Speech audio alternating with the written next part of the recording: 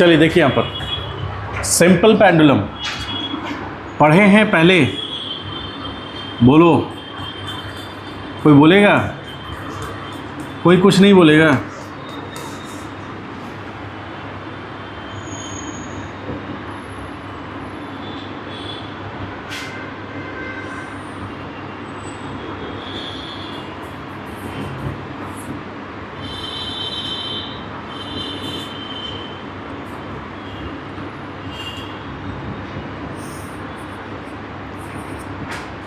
ये लेंथ को क्या बोल रहे हैं? एल। एंगल कितना है? थीटा। सिंपल पेंडुलम पढ़े हैं? अरे बोलो, कितना अच्छा बात है। अभी कोई कुछ नहीं बोल रहा है, और जब समय आएगा तो इतना बातचीत करेगा कि पता भी नहीं चलेगा। चलिए ध्यान से देखिए, सिंपल पेंडुलम में क्या होगा। इस पॉइंट को ओ कह रहे हैं, और ये ओ कौन सा पोजीशन है? ये मीन पोजीशन है। मीन पोजीशन, मीन पोजीशन के about to and fro motion करेगा। ये पॉइंट मान लेते हैं P है, और ये पॉइंट को Q मान लेते हैं। यहाँ से आगे गया है, तो सिंपल पेंडुलम के इसका मास कितना है? M। अब यहाँ पर ये सेंटर पॉइंट हो गया। इस सेंटर पॉइंट को नाम दे देते हैं आप N, ठीक है। अब यहाँ पर एक फोर्स लगेगा डाउनवर्ड डायरेक्शन में mg,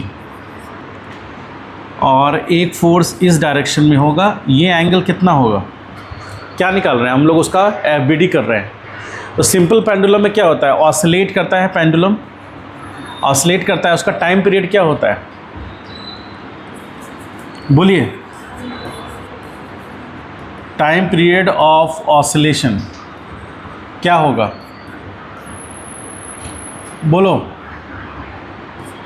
T is equal to 2 pi root under L by, पढ़े हैं? हाँ बोलो, नहीं पढ़े हैं? इस तो 10th क्लास में एक्सपेरिमेंट भी करना करे कि नहीं पढ़े।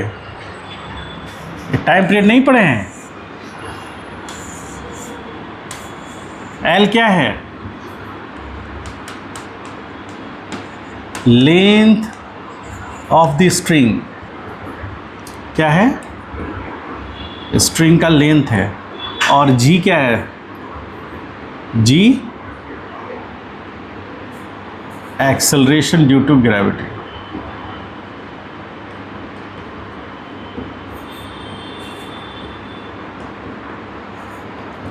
Acceleration due to gravity. और T क्या है?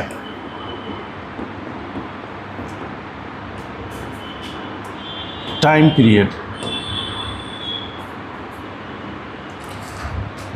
तो ऑसिलेट करेगा तो लिख सकते हैं when the mass moves from कहाँ से कहाँ?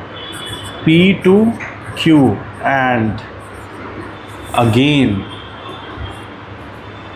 Q to P, then we can say one oscillation of the particle is completed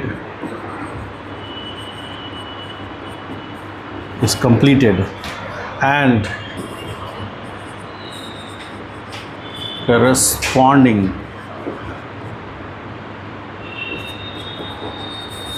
time period क्या होगा? Is T। समझ पाए? अब इसका FBD ड्रॉ करते हैं। तो FBD ड्रॉ करेंगे, हमको टॉर्क निकालना है। टॉर्क कैसे निकलेगा? टॉर्क क्या होता है? वो बता सकता है टॉर्क क्या होता है? अरे तुम लिखो मत, सुनो। ये तो हड़बड़ाए हो क्यों लिखने में? हाँ, पहले ही छाप लेते हैं, फिर आराम से बैठेंगे। क्या डायग्राम? हाँ, तो ये लोग भी डायग्राम बनाएंगे। तुम अलग बना रही हो क्या?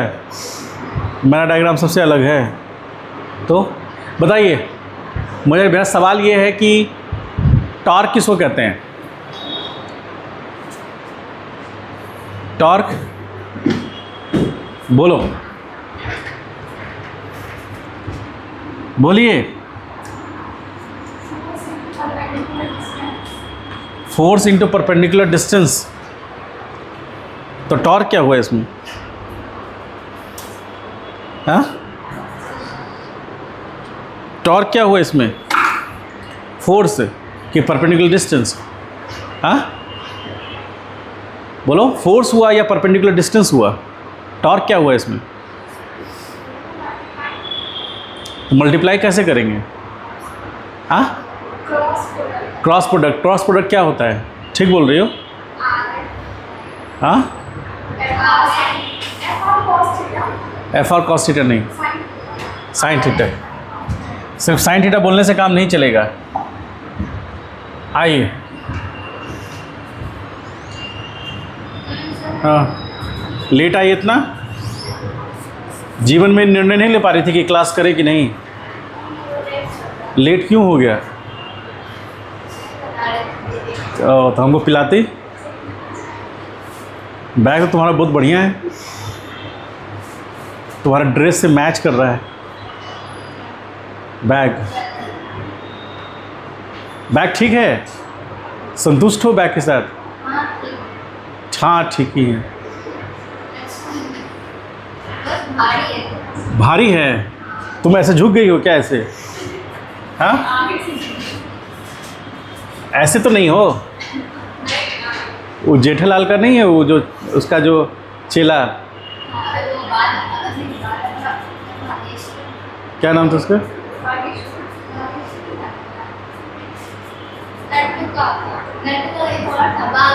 भागा। तो ऐसे नहीं करता है, ऐसे। आइए हम लोग पढ़ते हैं टॉर्क। टॉर्क के बारे में पढ़ते हैं। ये सब 11th में किया गया है, आपका पाप है जो नहीं हो पा रहा है। 11th में ठीक से नहीं पढ़ा, नहीं तो यहाँ पढ़ लेते। आइए टॉर्क की बात करते हैं। समझिए, मान लीजिए कि यहाँ एक पॉइंट है और यहाँ पर एक सेंटर पॉइंट है। ये सेंटर पॉइंट कुछ इस तरह से है, एक्स एक्सिस, वाई एक्सिस और जेड एक्सिस। ठीक है, तो यह इस डायरेक्शन में जेड एक्सिस है। और मान लीजिए इस पॉइंट पर एक फोर्स लग रहा है, ये एफ अमाउंट का फोर्स है और ये क्या कहलाएगा? R vector. ठीक, तो टॉर्क कैसे डिफाइन होता है? टाउ। टाउ से डिफाइन होता है। टाउ बराबर क्या होगा? R cross F. ठीक है, तो टाउ क्या होता है? It is cross product between applied force and R क्या होगा? आर होगा परपेंडिकुलर डिस्टेंस या पोजीशन वेक्टर। तो यहाँ पर आर क्या होगा? आर बोलेंगे पोजीशन वेक्टर। अरे देखो यहाँ पर position vector from axis of rotation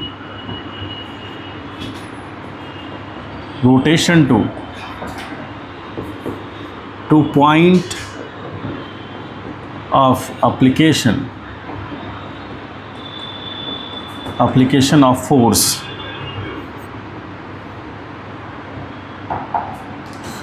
point of application of force। ठीक, वो कौन सा होगा? इस पॉइंट को O कहिए, इस पॉइंट को P कहिए। तो कहाँ से कहाँ? OP होगा ना, ये पोजीशन वेक्टर होगा। तो R क्रॉस F है, इसको आगे एक्सटेंड करेंगे तो ये R कैप होगा, इसको आगे एक्सटेंड करेंगे तो ये F कैप होगा। इसका मतलब है कि और इनके बीच का ये एंगल होगा, इस एंगल को हम क्या बोल सकते हैं? थीटा। तो हम क्या लिखेंगे? टाउ बराबर क्या होगा? R cross F। तो R F साइन थीटा। और डायरेक्शन किधर होगा? आर एफ, तो इस डायरेक्शन में, यानी कि के कैप। एन कैप होगा टाउ इज़ अबाउट किसके? ओ। सेंटर पॉइंट ओ बराबर क्या होगा? R F sine theta N cap. क्या ये रिलेशन समझ पाए हैं? बोलिए। फोर्स इंटू परपेंडिकुलर डिस्टेंस कह लीजिए, या फिर पोजीशन वेक्टर कह लीजिए, जिसके अबाउट रोटेट करेगा, जिस एक्सिस के अबाउट, किस एक्सिस के अबाउट रोटेट कर रहा है बताइए, किस एक्सिस के अबाउट रोटेशन हो रहा है, बोलो बोलो, अरे किस एक्सिस के अबाउट रोटेशन हो रहा है, कोई नहीं बता पा रहा है। मान लीजिए एक व्हील है,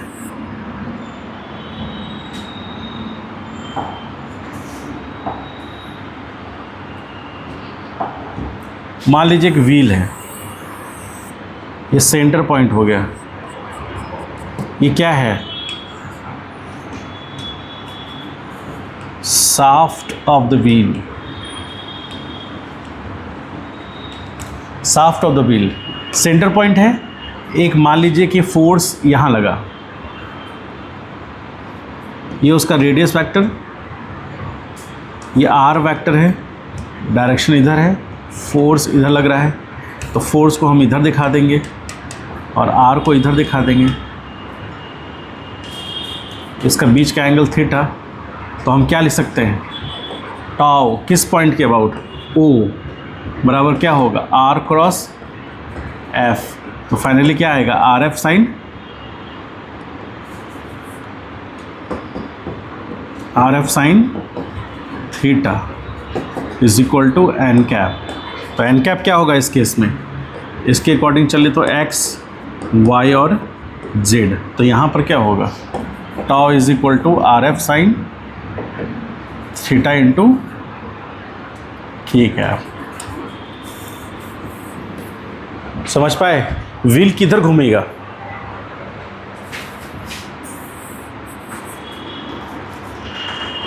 एंटी क्लॉकवाइज होगा ऐसा, बोलिए। तो एंटी क्लॉकवाइज घूमेगा तो टॉर्क प्रोड्यूस होगा और उसका रोटेशंस किधर होगा, एंटी क्लॉकवाइज। चलिए इसको राइट डाउन कीजिए, राइट डाउन कीजिए।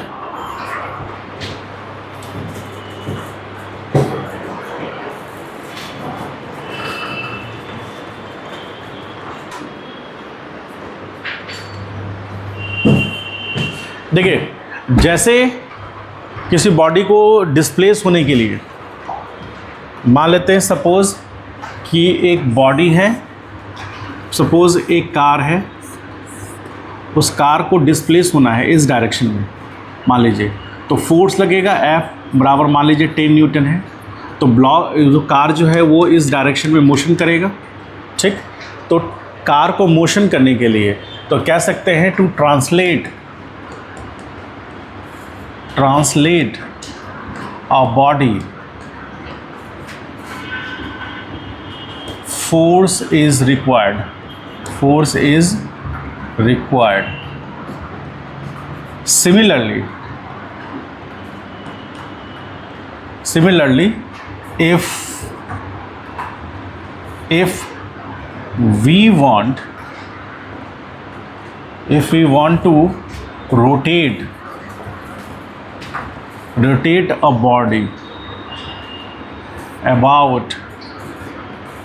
about an axis, ठीक है, किसी एक्सिस के अबाउट, तो हमें क्या ज़रूरत पड़ेगा, बोलिए।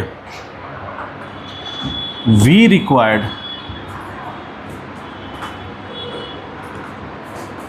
टॉर्क, हमको क्या चाहिए, बोलो, कोई कुछ नहीं बोल रहा है। ऐसा ही टीम को यदि हम कहीं ले जाएं तो मेरा पीठ पे ही छोड़ा भोग देगा, मतलब कुछ भी बोल रहे हैं, हम बोले हमारे मांगे पूरे करो, तो आप तो चुप रहे हैं। मान लीजिए हम हड़ताल करने जाएं शिक्षा विभाग में कि हमारी मांगे पूरी करो, हमारे मांगे पूरी करो, तो पीछे से आप लोग कहाँ साथ दीजिएगा, अभी साथ नहीं दे रहे तो वहाँ क्या साथ दे रहे हैं। हम बोले कि समझ में आया, टॉर्क रिक्वायर्ड है, तो कोई कुछ बोल ही नहीं रहा है। पता चला हम अंदर चले गए, आप लोग बाहर हैं सब लोग, और कुछ देर के बाद हम आ रहे हैं तो ऐसे से करते आ रहे हैं। हाँ समझ गए? तो साथ देना है ना। चलिए, तो यहाँ पर क्या रिक्वायर्ड होगा? टॉर्क। टॉर्क कैसे? तो जैसे ये व्हील है, व्हील को और बड़ा करके देखते हैं, ठीक है, और बड़ा कर देते हैं। तो ये सेंटर पॉइंट हो गया, ये इसको हम लोग शाफ्ट बोल रहे हैं। अब मान लीजिए व्हील पर इस डायरेक्शन में फोर्स लगेगा, इस डायरेक्शन में फोर्स, और ये डिस्टेंस कितना होगा? r। तो फोर्स, तो टॉर्क क्या कहलाएगा? टॉर्क बराबर r क्रॉस f, ठीक है। मान लीजिए एक फोर्स लग रहा है उसके सेंटर पर, ये F2, तो टॉर्क अबाउट O, तो यदि हम कुछ लिखना चाहें तो r क्रॉस F2, क्या ये टॉर्क प्रोड्यूस करेगा? ये F2 किससे पास कर रहा है? O पॉइंट से, तो इसका R क्या होगा? इस केस में R क्या होगा? 0 होगा। क्यों? क्योंकि R क्या है? R क्या है? R है position vector from axis of rotation to position point of application of force. तो point of application of force कहाँ पर है? पॉइंट ऑफ एप्लीकेशन फोर्स इस जगह पर है, और यहीं से R निकलेगा, तो R तो 0 होगा। तो इस केस में R क्या मिलेगा? या R मान लीजिए होगा भी, तो इनके बीच का प्रोडक्ट क्या है? RF साइन 0 होगा। फोर्स है इधर और R है इधर, तो थीटा कितना होगा? 180। रिजल्ट क्या हुआ? तो टॉर्क होने के लिए क्या चाहिए? फॉर हैविंग टॉर्क,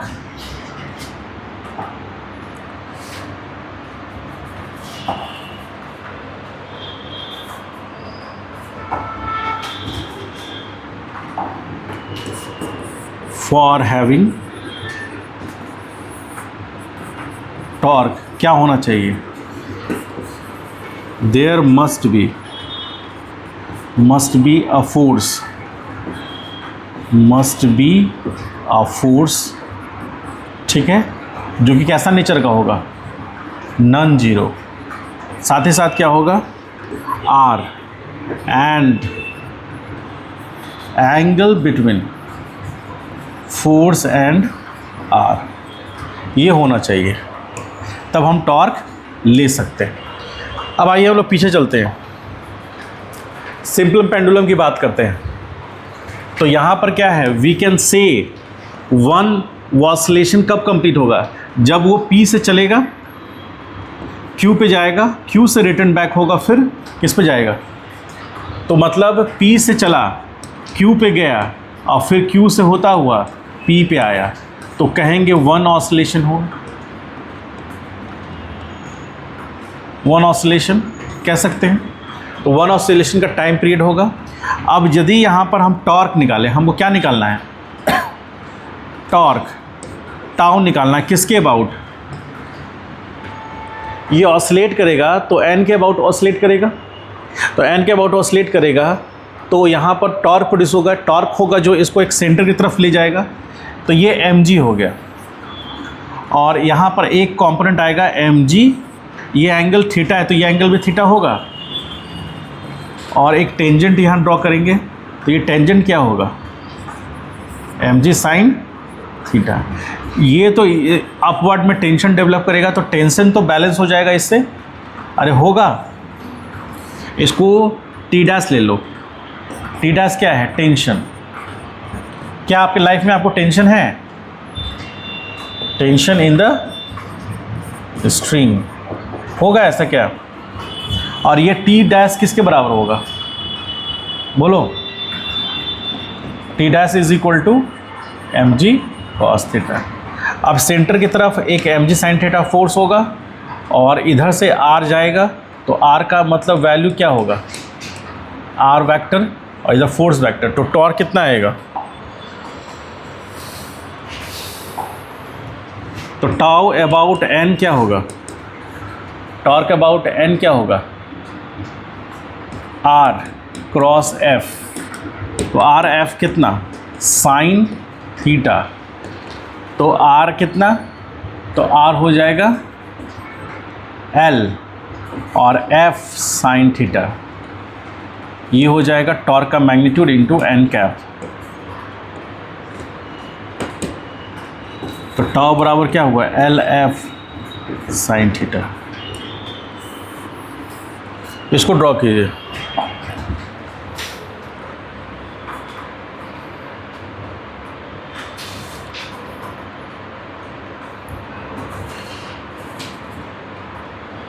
चलिए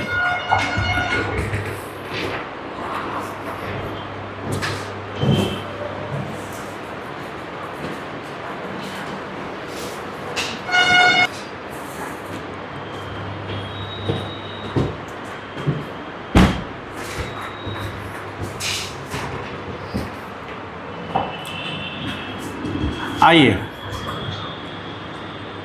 टॉर्क इज इक्वल टू क्या होता है, आर क्रॉस एफ होता है ना। तो टॉर्क अबाउट एन,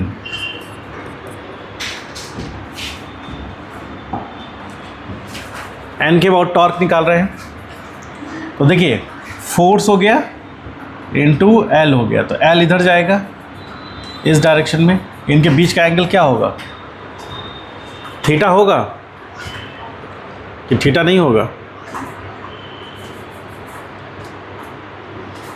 बोलिए। एंगल तो 90 होगा। अरे कुछ समझ में आ रहे हैं, ये होगा एल, वेक्टर एल, और ये इनटू, तो वेक्टर एल क्या होगा, वेक्टर एल का magnitude into M G sine theta, ये हो गया, और इनटू कितना, साइन 90 इनटू के कैप। तो यहाँ पर tau about N is equal to क्या हो गया, L M G sine theta.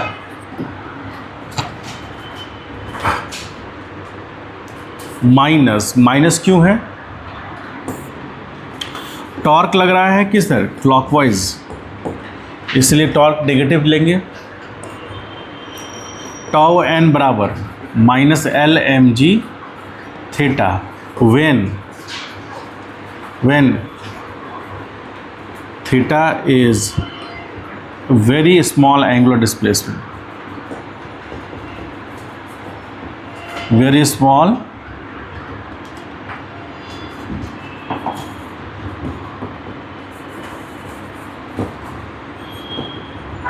angular displacement, उसके लिए। तो यहाँ से टाउ अबाउट एन बराबर क्या हो गया, minus M G L into theta.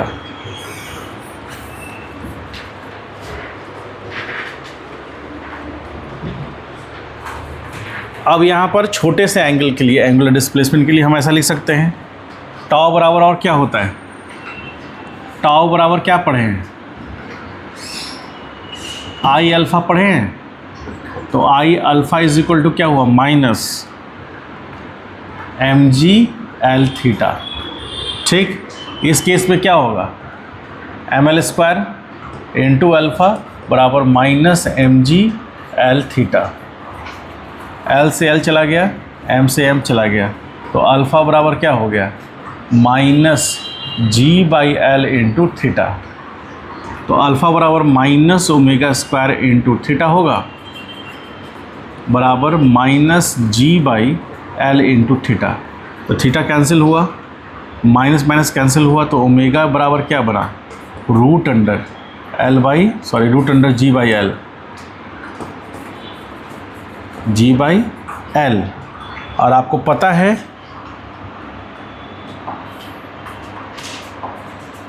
Ji by l, time period बराबर क्या होगा, root under k by omega,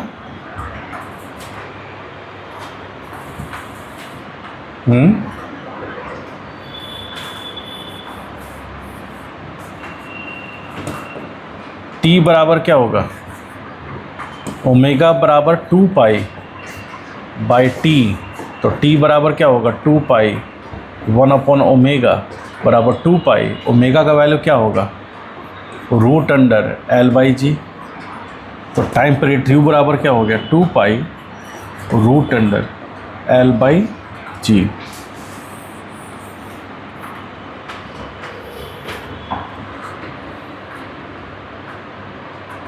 चलिए, समझ पाए माइनस क्यों आया?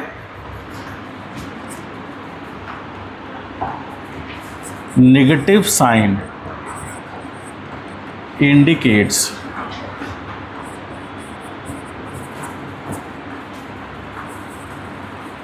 particle is rotating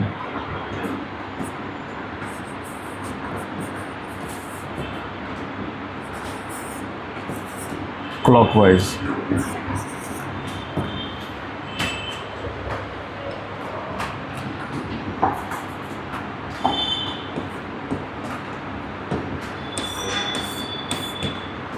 चलिए ड्रॉ कीजिए, कोई डाउट है तो पूछिए। अरे यार